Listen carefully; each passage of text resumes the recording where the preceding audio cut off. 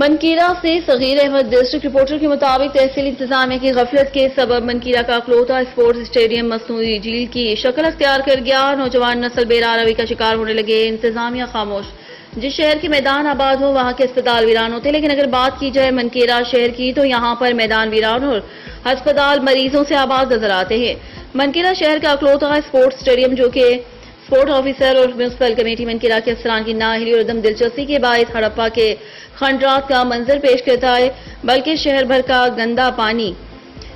بھی اپنے دامن میں سمائے منی ڈیم کی شکل اختیار کر چکا ہے، جس سے نہ صرف اسپورٹس اسٹیڈیم بلکہ اطراف کا ماحول بھی تعفن زدہ ہو چکا ہے۔ انتظامیہ کی غفلت کے باعث 2008 میں کروڑوں روپے کی لاگت سے تعمیر ہونے والے اسپورٹس اسٹیڈیم کی زمین بھی تاحال ہموار نہ کی جا سکی، جبکہ اسٹیڈیم کی حفاظت کے لیے کوئی چوکیدار نہ ہونے کی وجہ سے شہر کے نشئی حضرات شائقین کے بیٹھنے کے لیے بنائے گئے پویلین سے لوہے کے جنگلے بھی اکھاڑ کر لے جا چکے ہیں، اور صرف اتنا ہی نہیں، اسٹیڈیم میں بنائے گئے کمرے بھی نشیوں اور غیر اخلاقی سرگرمیوں میں ملوث گروہوں کے لیے ایک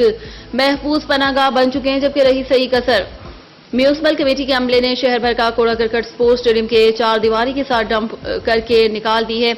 جس اسپورٹس اسٹیڈیم میں نہ صرف تالاب کا منظر پیش کرا بلکہ کچرا کنڈی کا کردار بھی ادا کرتا نظر آتا ہے،